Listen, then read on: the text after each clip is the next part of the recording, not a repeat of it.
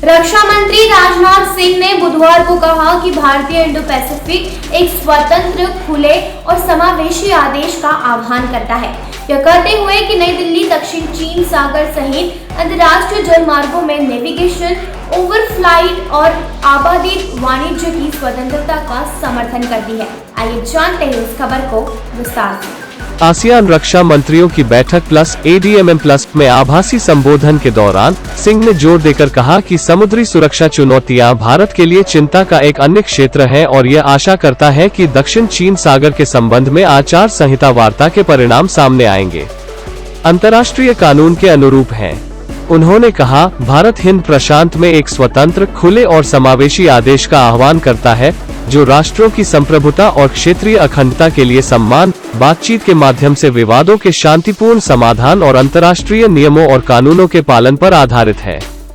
उन्होंने आगे कहा, भारत ने क्षेत्र में शांति, स्थिरता और समृद्धि को बढ़ावा देने के लिए दृष्टिकोण और मूल्यों के अभिसरण के आधार पर हिंद प्रशांत में अपने सहकारी संबंधों को मजबूत किया है। आसियान की केंद्रीयता के आधार पर भारत आसियान के नेतृत्व वाले तंत्र के उपयोग का समर्थन करता है। हिंद प्रशांत के लिए हमारे साझा दृष्टिकोण के कार्यान्वयन के लिए महत्वपूर्ण मंच के रूप में, यह कहते हुए कि संचार के समुद्री मार्ग भारत प्रशांत क्षेत्र की शांति, स्थिरता, समृद्धि और विकास के लिए महत्वपूर्ण है। मंत्री ने कहा कि दक्षिण चीन सागर के विकास ने इस क्षेत्र और उससे आगे का ध्यान आकर्षित किया है।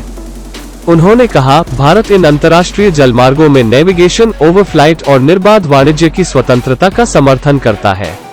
भारत को उम्मीद है कि आचार संहिता की बातचीत से ऐसे परिणाम निकलेंगे जो UNCLOS सहित अंतर्राष्ट्रीय कानून के अनुरूप होंगे और वैध अधिकारों पर प्रतिकूल प्रभाव नहीं डालेंगे, और उन राष्ट्रों के हित जो इन चर्चाओं में पक्षकार नहीं हैं। चीन लगभग पूरे दक्षिण चीन सागर पर संप्रभुता का दावा करता है और ब्रुनाई, मलेशिया, फिलीपींस, वियतनाम और ताइवान के साथ अतिव्यापी क्षेत्रीय दावे करता है।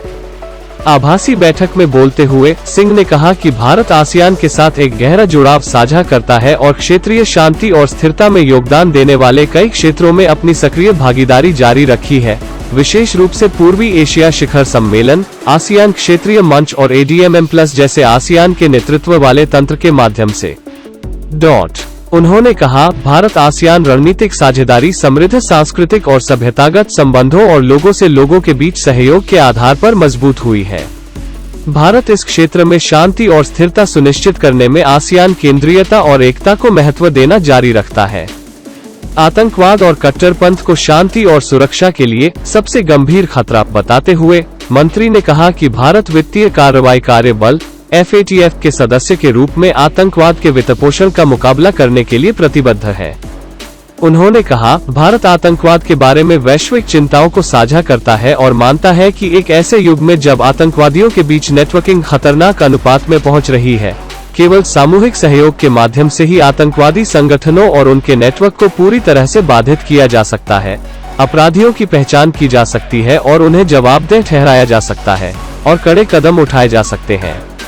उन लोगों के खिलाफ कार्रवाई की जाती है जो आतंकवाद को प्रोत्साहित करते हैं, समर्थन करते हैं और वित्तपोषित करते हैं और आतंकवाद को पनाह देते हैं।